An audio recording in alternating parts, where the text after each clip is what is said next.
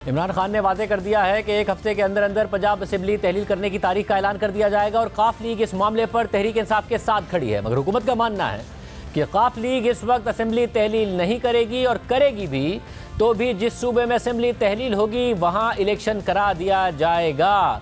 मामला जो भी है अगले 7 दिन पाकिस्तान की सियासी सूरत हाल के हवाले से अहम साबित होंगे। हमारे साथ सीनियर साहब तो ज़ैकार सुहेल बड़ाई साहब मौजूद हैं। बड़ाई साहब बहुत शुक्रिया। बड़ाई साहब ज़ाहिर इमरान खान साहब ने फौरी ऐलान करके तहलील नहीं की, टाइम बढ़ाते रहे, अब आपको लग रहा है कि वाकई हतमी तौर पर यह होने जा रहा है और परवेज़ इलाही भी वही करेंगे जो इमरान खान कहेंगे? देखिए, ये एक ख़तरनाक गेम है।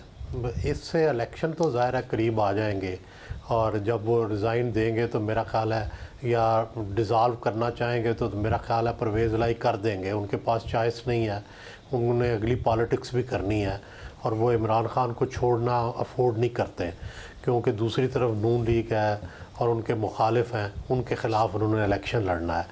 लेकिन देखना यह है कि तहरीक इंसाफ ये जो कर रही है तो इसको अंदाज़ा नहीं है कि अभी 2 सूबों में इसकी अपनी हुकूमतें हैं और ये फेवरेबल हुकूमतें हैं।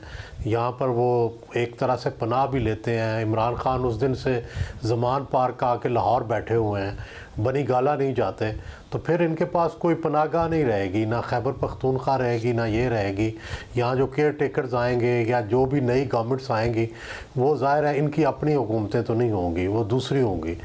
और दूसरी बात यह है कि जो डेवलपमेंट है वो रुक जाएगी। जो इस वक्त इनके हक़ में चल रही थी बात कि मंसूबे बन रहे हैं, MPs रोज़ मिल रहे हैं परवेज़ इलाही से, नए नए फ़ायदे ले रहे हैं, वो सारी चीज़ें रुक जाएंगी।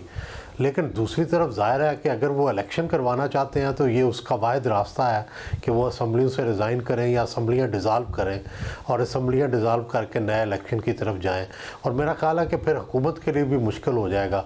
अगर इन्होंने असम्बलियाँ डिज़ाल्व कर दी तो हुकूमत के लिए मुश्किल हो जाएगा इसको इलेक्शन को टालना और आगे लेके जाना।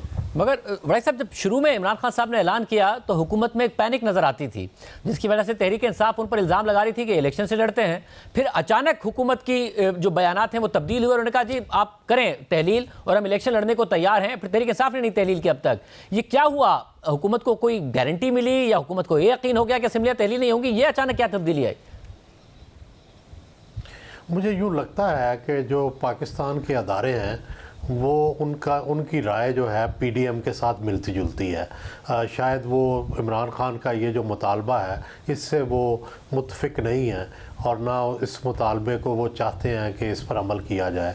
इसलिए शायद PDM का हौसला बढ़ा है और PDM पहले से ज़्यादा ताकत से कहने लग पड़ी है। और राना सनाउल्लाह के जिस तरह बयान आए हैं इससे तो ऐसा लगता है बाकायदा वो चैलेंज थ्रो कर रहे हैं और इमरान खान और PTI जो है वो डिफेंस पे आई लगती है इस मामले में।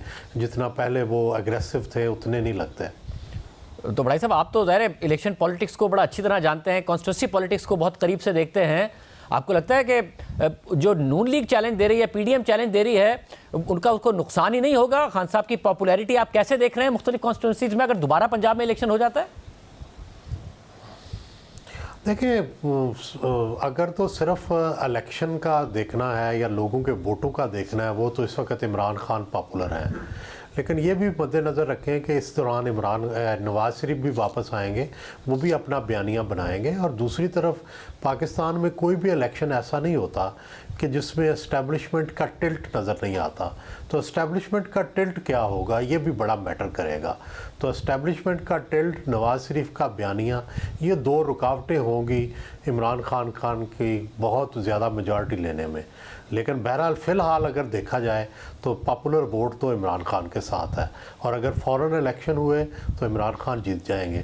लेकिन जो बाकी फैक्टर्स हैं उनको भी हमेशा मद्देनज़र रखा जाता है और वो टिल्ट होगा और वो नवाज़ शरीफ का बयानिया होगा। नवाज़ शरीफ आज तक जब से इलेक्शन लड़ने लगे हैं कभी भी पंजाब में इलेक्शन नहीं हारे, वो हमेशा पंजाब में जीतते ही आए हैं।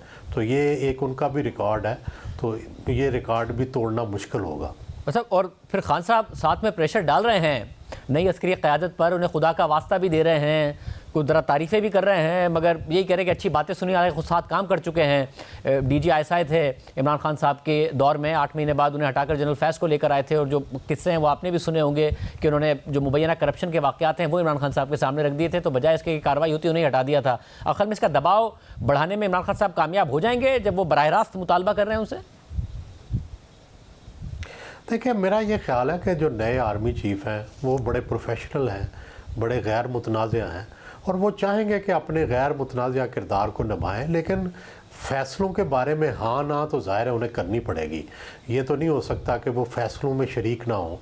तो ज़ाहिर है जब वो फ़ैसलों में शरीक होंगे, फ़र्ज़ करें अर्ली इलेक्शन का मामला है, ये जब उनके सामने आएगा तो उनको भी एक राय तो देनी पड़ेगी।